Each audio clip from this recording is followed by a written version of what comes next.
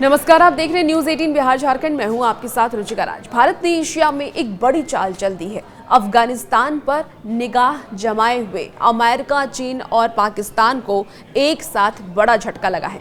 भारत आए तालिबान के विदेश मंत्री आमिर खान से मुलाकात के बाद विदेश मंत्री एस जयशंकर ने अफगानिस्तान के साथ पूर्ण राजनयिक संबंध बहाल करने का ऐलान कर दिया है। जयशंकर ने काबुल में भारतीय दूतावास खोलने का भी ऐलान किया है। जानते हैं कि भारत काबुल में ऐसा क्या कर रहा है जो अमेरिका, चीन और पाकिस्तान तीनों को खटक सकता है।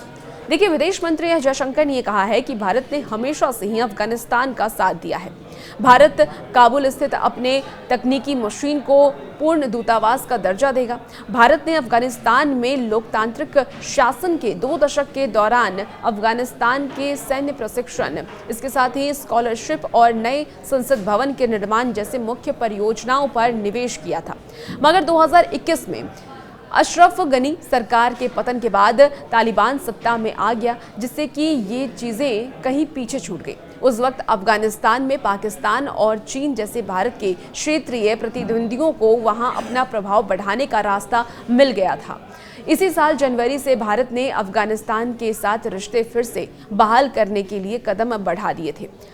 जब भारत के विदेश सचिव विक्रम मिश्री ने दुबई में तालिबान के कार्यकारी विदेश मंत्री आमिर खान से मुलाकात की थी, और ये मुलाकात अफगानिस्तान में तालिबान सरकार आने के बाद हुई।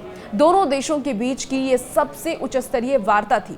मीडिया रिपोर्ट के अनुसार जो जानकारी है कि उस वक्त ये कहा गया कि तालिबान ने भारत के साथ राजनीतिक और आर्थिक संबंधों को मजबूत करने में अपनी दिलचस्पी दिखाई है और इसे एक महत्वपूर्ण क्षेत्रीय और आर्थिक ताकत करार दिया गया है। इस वार्ता का मुख्य जो मुद्दा था वो व्यापार बढ़ाना और ईरान के बंदरगाह का इस्तेमाल करना था। ये बंदरगाह भारत के राजनीतिक और कूटनीतिक हितों के लिए बेहद अहम है, जो कि पाकिस्तान जाए बिना अफगानिस्तान से होकर के भारत को एक रास्ता देता है। अमेरिका के थिंक टैंक विल्सन सेंटर के माइकल की अगर हम बात करें तो उनके अनुसार भारत ने अब तालिबान के नेतृत्व को स्वाभाविक मान्यता दे दी है, और जिसकी तालिबान सत्ता में वापस आने के बाद से अंतर्राष्ट्रीय समुदाय से मांग कर रहा था। अगर भारत जैसा राष्ट्र जिसने तालिबान के साथ कभी मैत्रीपूर्ण संबंध नहीं रखे थे, वो अगर तालिबान के साथ सामान्य रिश्ते बना रहा है तो यह इसे और महत्वपूर्ण बनाता है। साथ ही ये तालिबान के लिए एक राजनयिक जीत भी है। चीन अपनी सुरक्षा और आर्थिक हितों को ध्यान में रख करके तालिबान के साथ सक्रिय तौर पर जुड़ा है, और चीन ने अफगानिस्तान में अपना एक राजदूत भी नियुक्त किया है। रूस के अलावा अभी तक किसी और देश ने तालिबान को पूरी तरीके से मान्यता नहीं दी है। हालांकि 40 से ज्यादा देशों ने किसी न किसी रूप में अफगानिस्तान से कूटनीतिक या अनौपचारिक संबंध बनाए हुए हैं। भारत भी अब काबुल में अपना पूर्ण दूतावास खोलेगा, जिसे 4 साल पहले बंद कर दिया गया था। भारत का मकसद है कि मध्य एशिया तक संपर्क को मजबूत करना और वहां तक पहुंच बनाना।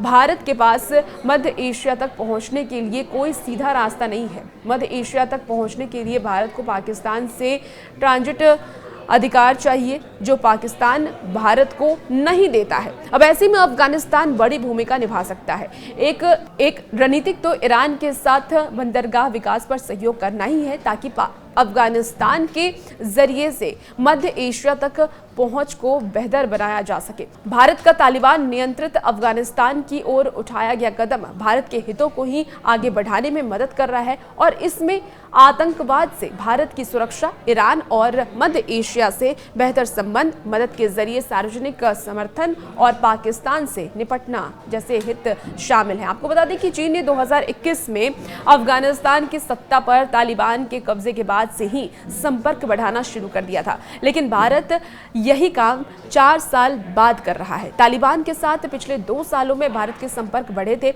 लेकिन पहली बार विदेश मंत्री आमिर खान नई दिल्ली में हैं, और चीन की बेल्ट एंड रोड की बात कर लें तो BRI परियोजना अफगानिस्तान में पैर पसार रही है।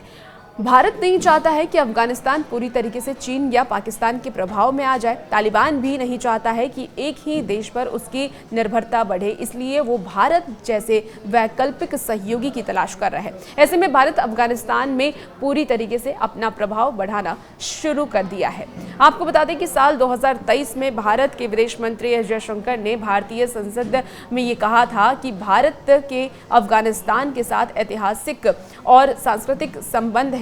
भारत ने अफगानिस्तान में 500 से अधिक परियोजनाओं पर $3 अरब से अधिक का निवेश किया है, जिसमें कि सड़कें, बिजली, बांध, अस्पताल और क्लिनिक शामिल हैं। भारत ने अफगानिस्तान की अगर हम बात करें तो उन्होंने कहा कि भारत ने अफगानिस्तान अधिकारियों को प्रशिक्षित किया है, हजारों छात्रों को छात्रवृत्ति दी गई है और एक नया संसद भवन बनाया है। अमेरिकी राष्ट्रपति डोनाल्ड ट्रंप अफगानिस्तान का बगराम एयरबेस वापस लेना चाहते हैं। ट्रंप का ये कहना है कि अगर उन्हें यह एयरबेस वापस नहीं मिला तो इसका अंजाम बुरा होगा। ट्रंप ने इसके लिए सैन्य कार्रवाई के विकल्प को भी नहीं नकारा है। ट्रंप ने इस चाहत के पीछे चीन एक प्रमुख कारण ऐसा बताया है। आपको बता दें कि बगराम चीनी सीमा से लगभग 800 किलोमीटर दूर है और इसके साथ ही जो मिसाइल कारखाने से लगभग 2400 किलोमीटर दूर है।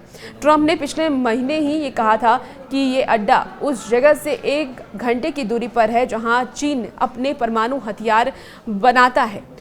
कभी ये एयरबेस अमेरिका के लिए मध्य पूर्व में सैन्य प्रभुत्व का प्रतीक था, जो अब तालिबान शासन के अधीन है। वहीं तालिबान का ये कहना है कि वो इसे वापस नहीं लौटाएगा, चाहे इसके लिए युद्ध ही क्यों ना करना पड़े। भारत भी नहीं चाहता है कि अफगानिस्तान में फिर से अमेरिका लौटे। पाकिस्तान और अफगानिस्तान में मौजूद आतंकवादी संगठन तहरीक-ए-तालिबान पाकिस्तान यानी कि TTP इन दिनों पाकिस्तान फौज के पीछे पड़ा हुआ है। 7 अक्टूबर 2025 को भी TTP ने 12 फौजी मार गिराए हैं। दरअसल पाकिस्तान की अफगानिस्तान से सीमा को लेकर के लंबी लड़ाई है। अफगानिस्तान में तालिबान के कब्जे के बाद से दोनों देशों के बीच तनातनी है और दर्जनों हमले भी किए जा चुके हैं। दोनों देश आतंकवाद के खिलाफ लड़ाई की आड़ में एक अघोषित युद्ध लड़ रहे हैं।